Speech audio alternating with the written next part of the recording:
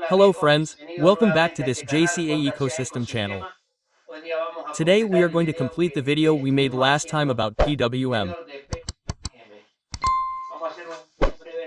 We are going to do a quick review and I'll leave it here so that anyone who is interested can go back and review the previous video. In the previous video I gave a little theory about what a PM is. Today we are going to do some practice. I am going to show the waveform it has on an oscilloscope and how some elements work. Let's do a quick review. The oscilloscope is going to be the same as this.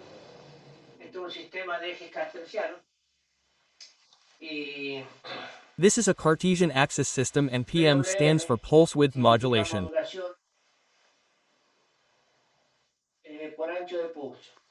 PM. In English they use this acronym, but it is pulse width modulation. It means that if we have a square wave that we are going to see on the oscilloscope, it will have this shape. It goes through zero, grows again, is on for a while, turns off.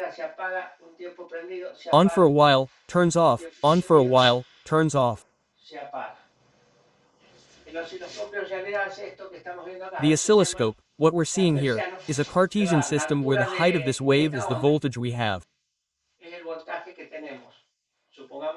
Let's suppose it has 12 V. The working time, which is called, is the amount of time it's on. The rest time is where it's off, which is this. We turn it back on. It turns off. It turns back on.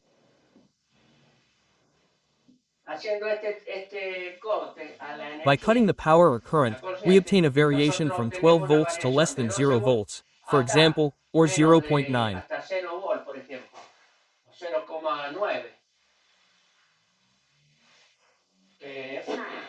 The system that I'm going to show you now is a pulse width modulator. What does that mean? I'm going to widen the period that it's on. I'm going to make another wave below, but longer, more time on, less time off.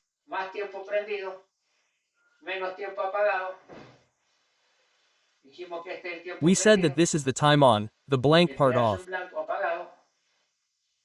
On again. Less time off. This time on and so on, off and on.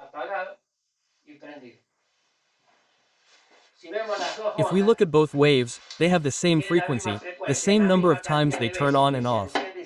That's the frequency. But in this case, there's more on time than off time. The entire period between when we turn one on and off is exactly the same, but the pulse width varies. This variation in pulse width is the effect of a PM circuit and is used to vary the quotient like a potentiometer.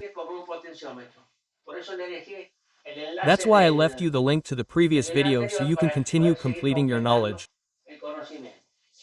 Now I'm going to show you this on an oscilloscope.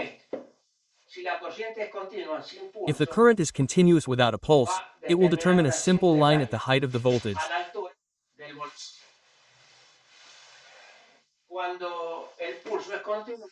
When the pulse is continuous, the current will be 12 versus as here we have the pulse at 50%, there will be 6 volts and here it has more on time than off.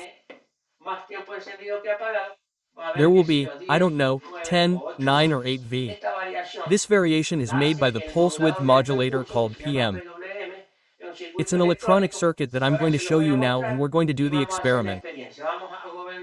We're going to control the switching on of a light bulb to see the different voltages and the operation of a motor. The PM is also widely used to regulate the speed of motors. I'll show you now.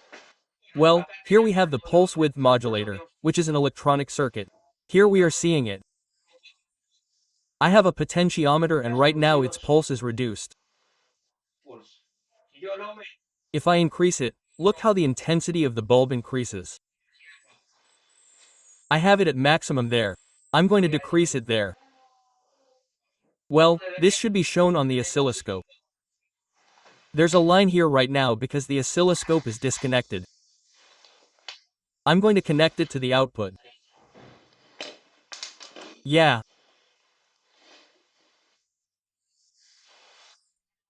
Right now the oscilloscope is showing that it's off for a long time and on for a very short time. I don't know if you can see it on the camera, there are some very small dots. It means that it's off for a long time and on for a very short time. It means that the work that the wave is doing is very small, that's why the spotlight lights up very little. As I increase the volume of the potentiometer, look how the square wave starts to appear. If the wave goes to, there it is. I'm going to cover the spotlight a little so that the camera doesn't blind it. I'm going to cover it there a little. Well, you're going to notice that the pulse, when I play, varies the frequency a little. When the pulse increases in width, the intensity of the spotlight also increases, which is what I was explaining to you. Versus there it is.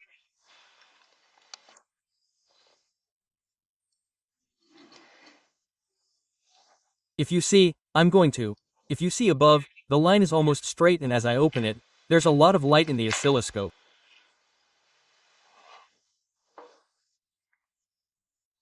Let's see, I open it, open it, open it, open it. Less and less work.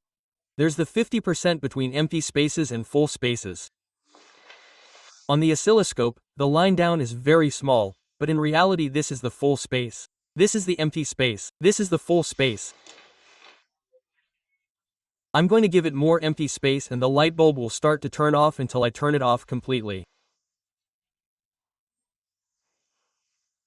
If I increase the pulse width, the intensity will start to increase until it becomes direct. The current would be continuous at that point. I'm going to leave it at a little less than 50% so you can see it. And from there, you can vary it to a lesser or greater width. What do you mean by this? That the variation in the pulse width, as I explained, which is this one here, varies the current without any consumption, because in the case of the potentiometer, we would have to divert current to more. This is a very interesting system for using motors as well. Now I'm going to connect the motor and it's going to be the same. It's going to start slowly and it's going to accelerate as I vary the pulse width. Now I'm going to take out the light bulb that has dazzled us quite a bit and I'm going to connect the motor in place of the light bulb. We're going to put this motor. Quite large, but interesting to see how it works. I'm going to connect it here and I'm going to lower the signal to the bottom so that it doesn't start. Okay, I made a mistake. I put it all the way to the maximum. Now I'm going to turn it all the way down. It started violently, that's why it disconnected.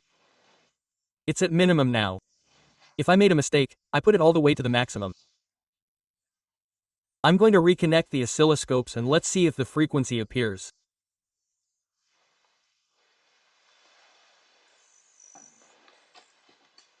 The oscilloscope is now on. Nothing appears. If you look on the oscilloscope, there are some small dots at the top, which is the small amount of energy that's going into the motor. The motor still isn't working. I'm going to start increasing the pulse width right now. Look how the motor started. With a small pulse width, the motor is already running. I'm going to increase it more.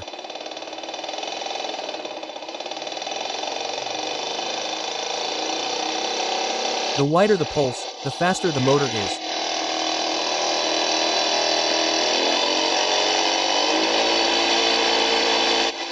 You can see how the width varies until it reaches a maximum.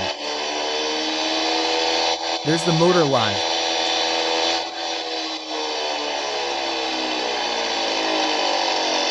Now I'm going to lower the pulse width there on the oscilloscope. Another small line appears at the bottom.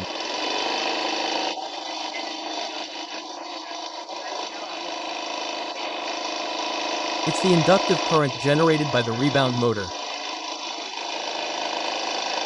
If it were a little bit, that wouldn't appear. I'm going to vary the pulse width again. It's very slow there because there's very little work, which is the upper pulse, and a lot of it is unused.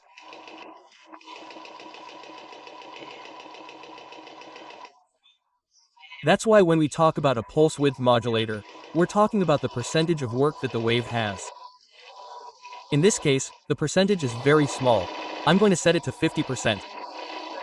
I mean, 50% working and 50% cutting. The motor will have a speed that is proportional to half the energy. There it is. If I give it more, we'll go to 60%. Increase the speed to 70, 80, 99, because there's always a little bit left, and 100 would be right there.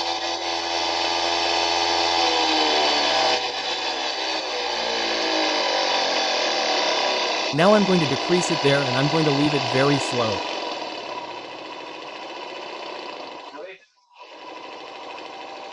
Well, look at the advantage that the system has. Torque is not lost. The power of the motor is the same. Well, even though you're working with a lower voltage, the torque is not lost because each pulse has the total voltage of the source. What happens is that it is cut into successive cuts. Well, I already explained it, it's a potentiometer. You can control a motor, a lamp or any other type of signal that you want to vary. In the case of power, the pulse width modulation system is very useful. Now I'm going to stop there. Well, friends, you saw how interesting it was for me. I liked it a lot. It was quite interesting because we could practically see the operation of a motor, a lamp or anything where you need to vary the current. The working time of the wave is essential. That's why I was telling you that we wanted to see it on the oscilloscope. You have the previous video where the theoretical part is explained a little more. In this one, everything was really more practical, but by using the two videos you will be pretty well informed about the theory and design of a modulator. Well, without further ado, subscribe, that way we can continue with these types of programs. I appreciate the people who have subscribed, and to those who haven't subscribed, well, subscribe, because that gives me, as I told you, the need to continue making videos, because I feel that there is interaction and that there are people who are watching me. Until next time, and we'll see what topic we use. Bye.